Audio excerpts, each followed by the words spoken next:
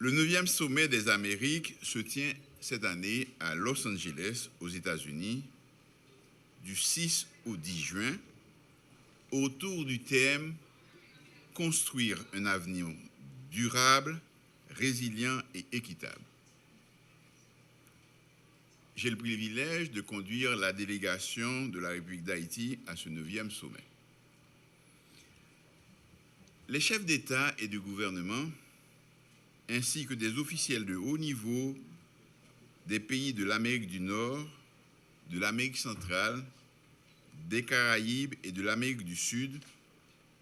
se réunissent tous les 3 ans, depuis 1994, au sommet des Amériques pour discuter de sujets d'intérêt régional. Au cours de ce 9e sommet, la jugulation de la pandémie de Covid-19 ainsi que ses conséquences sanitaires et économiques seront évoquées. De même, les délégués aborderont les questions relatives au réchauffement climatique et aux phénomènes hydrométéorologiques devenus de plus en plus fréquents et dévastateurs. Aussi, la sécurité régionale et ses corollaires, dont la lutte contre le crime organisé et le gangstérisme, les trafics illicites de stupéfiants et d'armes, ainsi que la gestion des sources d'énergie renouvelables seront au menu des échanges. Ces thématiques sont d'autant plus importantes pour Haïti qu'il nous faut réformer nos institutions afin qu'elles puissent effectivement jouer leur rôle. Les aspects structurels de la gestion du pays, pourtant déterminants dans toute perspective de développement, sont depuis très longtemps négligés. Nous avons toujours favorisé des interventions ponctuelles au détriment des politiques publiques qui permettraient de résoudre à long terme nos problèmes, de mieux planifier la gouvernance et de créer les conditions nécessaires pour un climat stable, indispensable à la croissance et au développement économique. Dans le cadre de mes interventions ponctuelles, j'entends mettre l'accent sur un changement de paradigme dans la coopération avec Haïti. Sinon,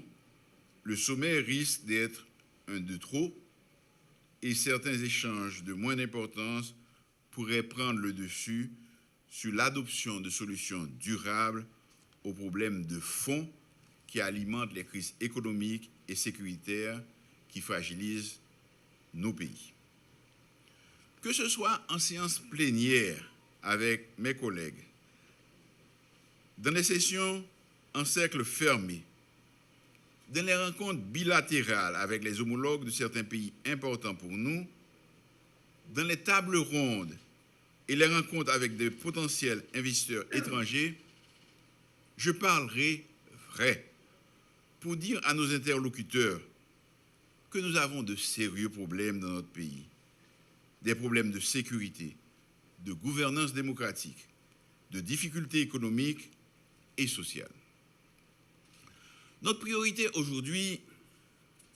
est la lutte contre l'insécurité et la violence animée par les gangs, les kidnappings et la corruption. Nous sommes en train de traiter avec les principaux partenaires en vue d'avoir les voies et moyens afin d'équiper nos forces de police pour faire face aux gangs qui, par mécanismes illégaux, s'approvisionnent en armements de plus en plus dangereux. Nul n'est censé ignorer que notre pays connaît, depuis son existence, des épisodes difficiles. Il est temps que les Haïtiens assument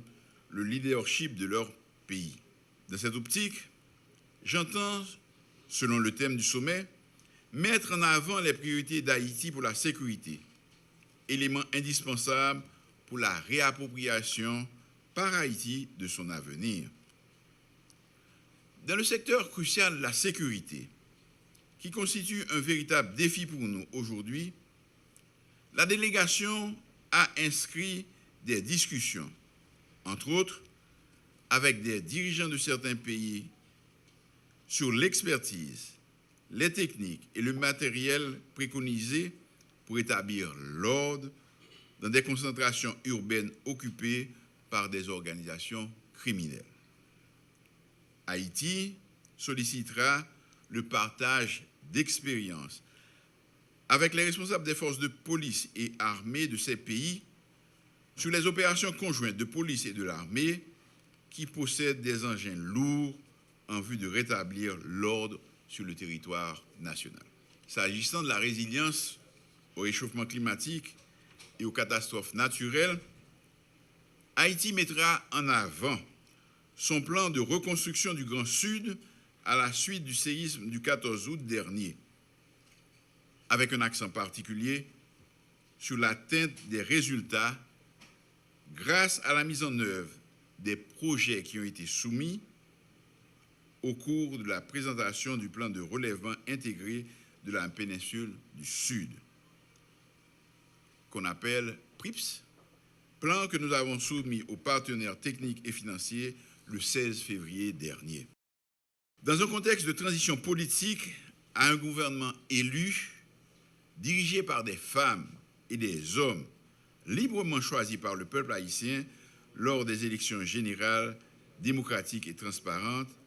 et non partisanes, j'entends souligner que les acteurs nationaux, malgré les divergences qui subsistent, œuvrent pour trouver une solution politique inter-haïtienne qui permettra d'établir le climat nécessaire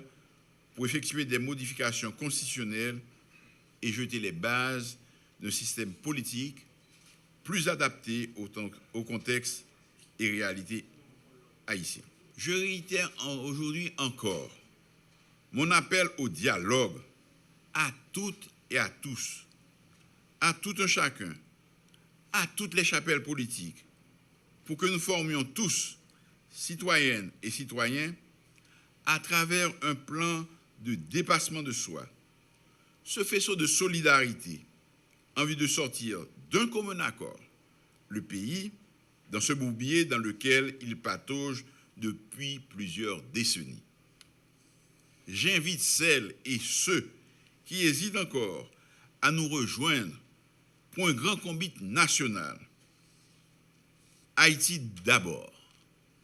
Aucun sacrifice n'est trop grand quand il s'agit de sauver notre pays, notre Haïti chéri. À cet égard, j'entends partager les grandes lignes d'un plan de relance axé sur la sécurité publique, qui est indispensable au climat apaisé, obligatoire pour organiser les élections.